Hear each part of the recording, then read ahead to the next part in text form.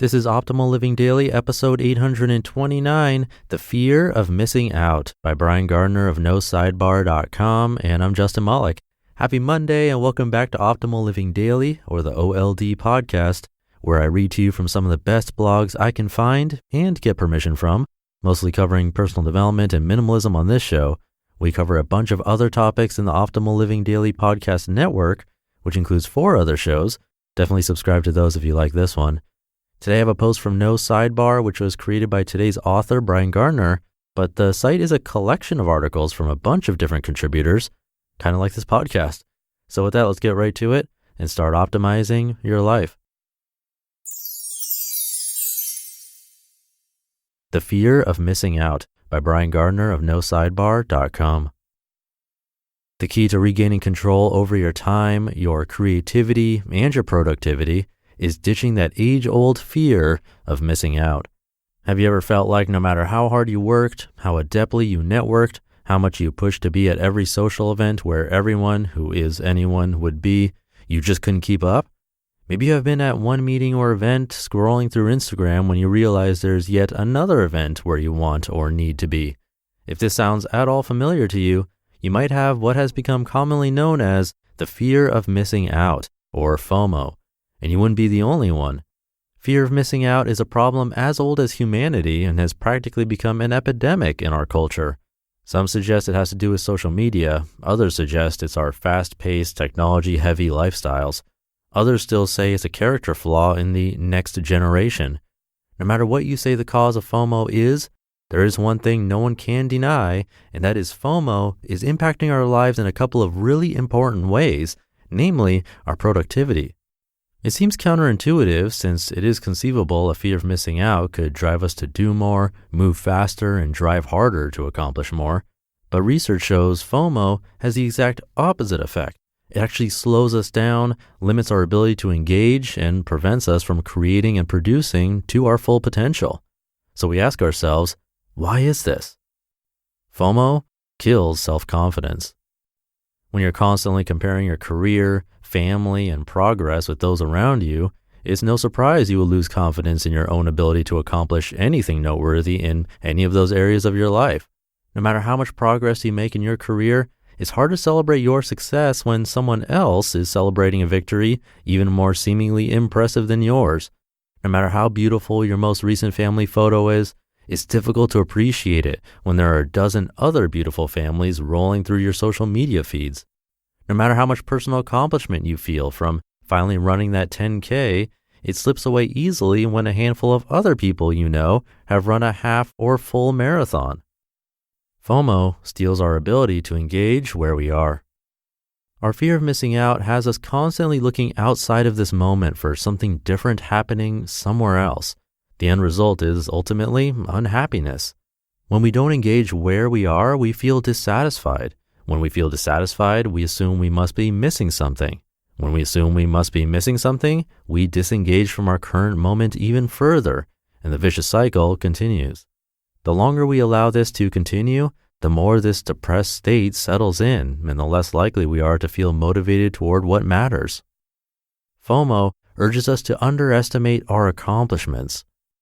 Some of the most beautiful things in life are simple things. Quiet moments at home with your family, an impromptu lunch out with a friend, an unplanned or unexpected conversation with a stranger in the grocery store, a handmade gift from your son or daughter.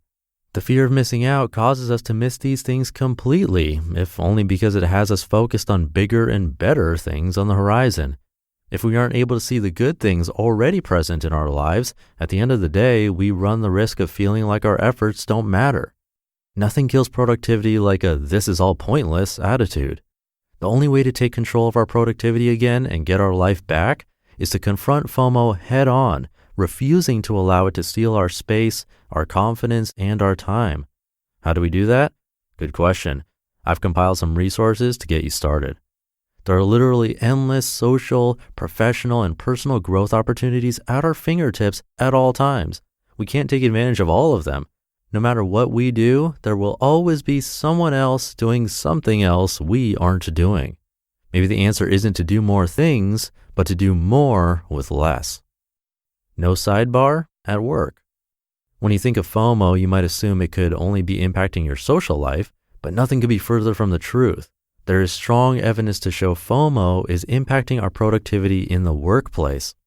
Whether you work a typical 9-to-5, are an entrepreneur, a freelancer, or are still in school getting a degree, fear of missing out can totally derail you. The number one way FOMO impacts our work lives is by encouraging a lack of clarity and focus. Always be looking to your right and your left, and you'll never be satisfied with the career path you've chosen, the place you work, or your daily tasks. Plain and simple, you won't get anything done. Professional coach and PhD Catherine Chen admits the fear of missing out and how it's killing our careers. The good news is, if you're struggling with career FOMO, there are some tangible things you can do to stop. You can check out the articles linked in this post.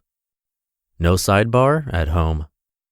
When it comes to our home lives, how do we measure productivity? Perhaps it is by the depth and satisfaction of the relationship with those closest to us.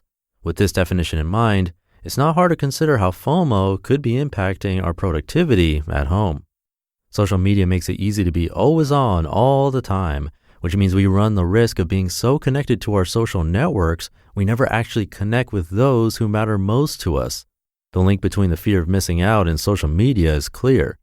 Not only does social media alienate us in practical ways from the relationships closest to us by keeping us buried in our Instagram feed when we could be talking to our spouse, it also encourages us to compare our lives to the lives of our friends, which immediately isolates us from the people with whom we would most like to connect. It's difficult to have strong relationships with people where comparison and jealousy take precedence. No sidebar in your soul. Fear of missing out, aside from having a dramatic impact on our external lives, like our relationships and careers, also has a not so surprising effect on the productivity of our internal lives or our souls. It's worth considering the lack of productivity we see in our lives could be solved from the inside out. Studies show the act of taking a picture, like we do for Instagram, is actually habit forming. And the act of posting those photos to Instagram, as well as viewing the photos of those we follow, can act as a hollow substitute for actual friendship. The sad result is an emptiness and loneliness described by too many in our modern culture. Quote, "Of course, fear of missing out is hardly new. It has been induced throughout history by such triggers as newspaper society pages, party pictures, and annual holiday letters, and email depicting people at their festive best. But now, instead of receiving occasional polite updates, we get reminders around the clock." End quote. But what if we could rewire the fear of missing out to something a little more conducive to our productivity? Perhaps the joy of missing out. How could we do this? Among other things, we can learn the age-old art of focusing on the important stuff in an age where everything is fighting for our attention. You just listened to the post titled "The Fear of Missing Out" by Brian Gardner of NoSidebar.com. And we're getting close to the end of the month. If you want to be in free book raffles and hear from me just once a week, come join my weekly newsletter. Just visit oldpodcast.com and enter your email address. You'll also get other freebies from me like spreadsheet tools, and whenever I find other helpful free resources, I share them in that newsletter too.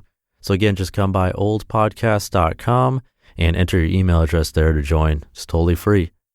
And I'll leave it at that. Hope your week is off to a great start. Thank you for being here and listening to me and for subscribing to the show. It really means a lot. I'll be back tomorrow reading to you where your optimal life awaits. Hey, this is Dan from the Optimal Finance Daily podcast, which is a lot like this show, except more focused on personal finance. Justin handpicks the best posts he can find from blogs and authors like Ramit Sethi, Mr. Money Mustache, and more, and I read them to you 5 days a week. So if you enjoy this podcast, come on over and subscribe to Optimal Finance Daily too. And together, we'll optimize your financial life. You've been listening to Optimal Living Daily. Be sure to hit the subscribe button to stay up to date on each new episode and head to oldpodcast.com. That's OLDpodcast.com for a free gift as well as more actionable tips and resources to help you maximize your potential. Thanks for joining us, and remember, your optimal life awaits.